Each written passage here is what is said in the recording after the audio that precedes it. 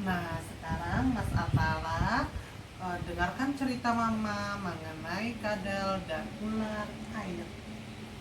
Di sebuah kolam yang cukup besar dan dalam seekor kadal sedang berjalan di pinggir kolam. Kadal itu sedang mencari kegiatan baru. Kadal itu sangat ingin mencoba sesuatu yang baru. Dia sangat ingin berpetualangan. Ketika dia berjalan di pinggir kolam sampai mengeluarkan lidahnya, dia melihat sesuatu muncul dari dalam air. Hal pertama yang dilihat oleh kadal itu adalah sebuah kepala yang melenggak-lenggok ke sana kemari seperti sedang mencari sesuatu.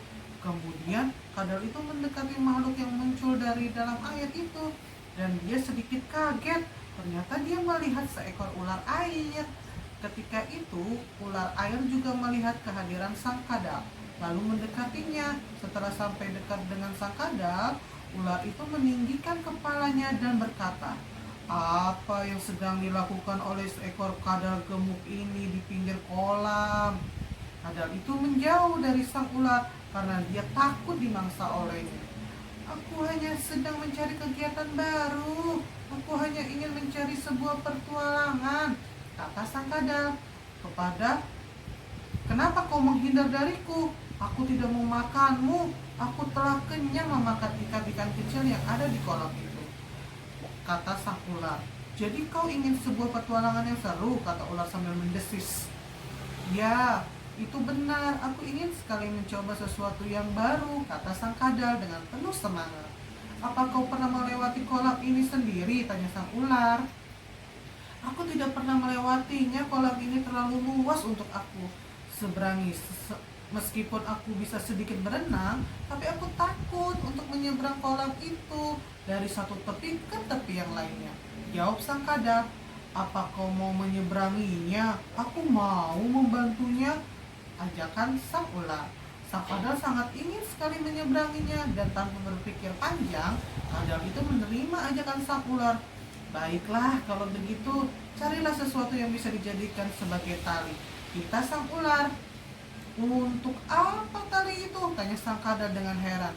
"Tali itu untuk kau ikatkan ke ekorku. Ketika aku berenang menyeberangi kolam itu, kau tidak akan tenggelam. Aku akan menarikmu ke permukaan," jelas sang ular. Lalu sang kadal mencari tali di pinggir kolam dan dia mendapatkannya. Setelah itu sang kadal menaiki kaki depannya ke ekor sang ular dengan sangat kuat. Selesai itu, ular dan kadal berenang menyeberangi kolam luas itu. Namun di tengah-tengah kolam, sang ular berpikir untuk menenggelamkan sang kadal sebelum mencapai tepian.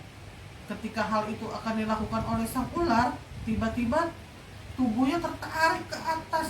Dia mencoba melepaskan diri untuk sekuat tenaga, namun hal itu percuma.